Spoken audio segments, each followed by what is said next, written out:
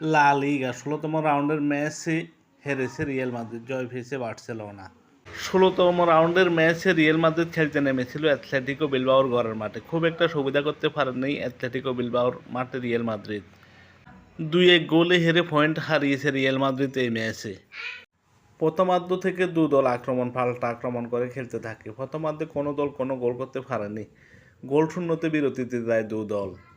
দ্বিতীয়ার্ধে ৫৩ মিনিটে অ্যালেক্স গোল করে অ্যাথলেটিকো বিলবাওকে ১-০তে এগিয়ে নেন। এরপর ৭৮ মিনিটে জুড বেলিংহাম গোল করে সমতায় ফেরান রিয়ালকে।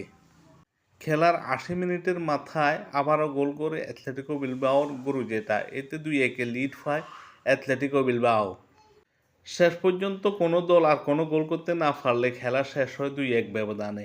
আর ২-১ ব্যবধানে জয় নিয়ে মাঠ ছাড়ে অ্যাথলেটিকো বিলবাও। এই জয় অ্যাথলেটিকো বিলবাও পয়েন্ট টেবিলে চতুর্থ স্থান আরও মজবুত করল। এই পর্যন্ত অ্যাথলেটিকো বিলবাও মোট ১৬টি ম্যাচ খেলে, ৮টিতে জয়লাভ করে, ৫টি ড্র করে, ৩টি ম্যাচ হেরে যায়। ২৯ পয়েন্ট নিয়ে পয়েন্ট টেবিলে চতুর্থ স্থান আরও শক্তিশালী করল অ্যাথলেটিকো বিলবাও। অন্যদিকে রিয়াল মাদ্রিদ এই ম্যাচে ৩ পয়েন্ট হারালো। রিয়াল মাদ্রিদ এই মৌসুমে এখনও পর্যন্ত ১৫টি ম্যাচ খেলে, ১০টিতে জয়লাভ করে, ৩টি ম্যাচ ড্র করে, ২টো ম্যাচ হেরে যায়। ৩৩ পয়েন্ট নিয়ে পয়েন্ট টেবিলে দ্বিতীয় স্থানে আছে রিয়াল মাদ্রিদ। লা লিগার অপর গুরুত্বপূর্ণ ম্যাচে খেলতে নেমেছিল বার্সেলোনা মায়োর্কার বিপক্ষে মায়োর্কার ঘরের মাঠে। অবশ্য ৫-১ গোলের বড় ব্যবধানে জয় নিয়ে মাঠ ছাড়ে বার্সেলোনা এই ম্যাচে। গত ৩ ম্যাচে পয়েন্ট হারিয়েছিল বার্সেলোনা। এই ম্যাচে পূর্ণ শক্তির দল নামায় বার্সেলোনা পূর্ণ ৩ পয়েন্ট সংগ্রহের লক্ষ্যে মাঠে নেমেছিল। তারই ফলশ্রুতিতে বার্সেলোনা প্রথম থেকে দুর্দান্তভাবে খেলতে থাকে, প্রথম থেকে আক্রমণ করে খেলতে থাকে বার্সেলোনা। বল দখল, পাসিং, শট সব জায়গায় এগিয়েছিল বার্সেলোনা এই দিন। তারই ফলশ্রুতিতে খেলার ১২ মিনিটের মাথায় ফেরেন তোরেস গোল করে বার্সেলোনাকে ১-০তে এগিয়ে নিয়ে যান। প্রথমার্ধে ৪৩ মিনিটে মায়োর্কা ১ গোল করে ১-১ সমতায় ফেরে মায়োর্কা। প্রথমার্ধে ১-১ সমতায় বিরতিতে যায় দু দল।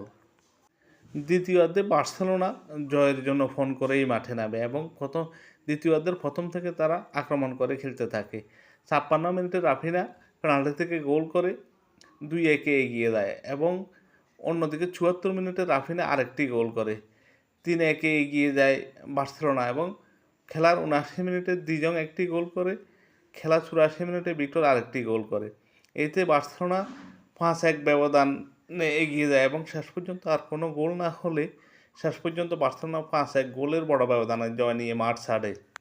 এই জয়ে বার্সেলোনা চিরপ্রতিদ্বন্দ্বী রিয়াল মাদ্রিদ থেকে ৪ পয়েন্ট এগিয়ে গেল।